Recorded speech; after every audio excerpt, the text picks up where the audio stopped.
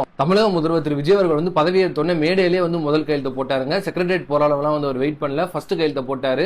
அது என்ன கையெழுத்து அப்படின்னு சொல்லி பாத்தீங்கன்னா 200 யூனிட் மின்சாரம் வந்து ஃப்ரீங்க. ஆனா எல்லாத்துக்கும் ஃப்ரீயா அப்படின்னு சொல்லி பாத்தீங்கன்னா இல்லங்க, அங்கதாங்க ஒரு ட்விஸ்ட் இருக்கு. அதாவது 2 மாசத்துக்கு சேர்த்து 500 யூனிட்டுக்குள்ள வந்து யாருக்கெல்லாம் கரண்ட் பில் வருதோ அவங்களுக்கு மட்டும்தாங்க வந்து 200 யூனிட் ஃப்ரீ. தமிழ்நாட்டில் 2 விதமான டாரிஃப் இருக்குங்க. அதாவது 100 யூனிட்டுக்குள்ள மின்சாரம் பயன்படுத்தினா ஒரு டாரிஃப், 100 யூனிட்டுக்கு மேல மின்சாரம் பயன்படுத்தினா ஒரு டாரிஃப்ங்க. சோ முதல் 100 யூனிட்டுக்கு எவ்வளவு பில் அப்படின்னு சொல்லி பாத்தீங்கன்னா 2000 ரூபாங்க. 100 யூனிட்டுக்கு மேல போயிருச்சு அப்படின்னா எவ்வளவு பில் அப்படின்னு சொல்லி பாத்தீங்கன்னா 4 ரூபாய் 75 பைசாங்க. சோ 500 யூனிட் ஃப்ரீ மின்சாரம் அப்படின்னா உங்களுக்கு மேக்ஸிமம் பில் 2 மாசத்துக்கு சேர்த்து எவ்வளவு வரலாம் அப்படின்னு சொல்லி பாத்தீங்கன்னா 1800 ரூபாங்க. 1800 ரூபாய்க்குள்ள வந்து உங்களுக்கு 2 மாசத்து பில் கரண்ட் பில் வந்தா மட்டும்தான் வந்து உங்களுக்கு 200 யூனிட் மின்சாரம் ஃப்ரீ.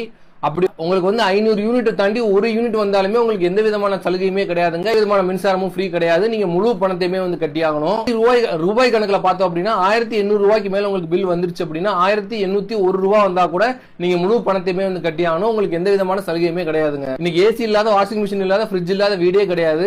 எல்லா பேருமே குறைஞ்சபட்சம் ஏசி போடாமே எவ்வளவு கட்டுறோம் அப்படின்னு சொல்லி பாத்தீங்கன்னா 2500 ரூபாய் கிட்ட கட்டுறோம். ஏசி எல்லாம் யூஸ் பண்றவங்க கிட்டத்தட்ட வந்து 8000 ரூபாய் 9000 ரூபாய் வந்து கட்டுறாங்க. மிடில் கிளாஸ் அப்படின்னு சொல்ற யாருக்குமே வந்து இதனால எந்த யூஸ்மே இல்லங்க. வறுமை கோட்டுக்கு கீழே வாழ்ற மக்கள் இருக்காங்களே அவங்களுக்கு வந்து இது கண்டிப்பாவே வந்து யூஸ். மிடில் கிளாஸ் மக்களுக்கு இதால எந்த யூஸ்மே கிடையாது. இதுக்கு முன்னாடி இந்த டிஎம்கே கவர்மெண்ட்ல எப்படி இருக்கும் அப்படின்னு சொல்லி பாத்தீங்கன்னா 200 யூனிட்டுக்கு மேல உங்களுக்கு மின்சாரம் வந்துச்சு அப்படின்னா அந்த 100 யூனிட்டை கழிச்சிட்டு மீதி இருக்கிறதுக்கு மட்டும் தான் பில் போடுவாங்க. ஆனா இப்ப இருக்க கவர்மெண்ட் போட்டிருக்க ஆர்டர் என்ன அப்படின்னு சொல்லி பாத்தீங்கன்னா எதையுமே கழிக்க மாட்டாங்க. ஒரு யூனிட் உங்களுக்கு கூட வந்தா கூட நீங்க முழு பில்லையுமே வந்து கட்டணும். சோ முதல் அறிவிப்பிலே வந்து கிட்டத்தட்ட வந்து அல்வா கொடுத்துட்டாரு திரு விஜய் அவர்கள் வந்து. அதுக்கு மேல இன்னொன்னு வந்து சொல்லியிருக்காரு, கஜானா வந்து காலியா இருக்குன்னு சொல்லி நினைக்கிறேன், எந்த பணமுமே இல்ல அங்க வந்து, நான் அதை பத்தி ஒரு வெள்ளை அறிக்கையை கொடுக்குறேன் அப்படின்னு சொல்லியிருக்காரு. நீங்க எந்த வெள்ளை அறிக்கையை கொடுத்தாலும் கொடுக்கலனாலும் நீங்க மக்களுக்கு சொன்ன நலத்திட்டத்தை செஞ்சுதாங்க ஆகணும். இதுக்கு முன்னாடி அதிமுக அரசும் கஜனாவை காலியாக்கி வச்சுட்டு தான் போனாங்க.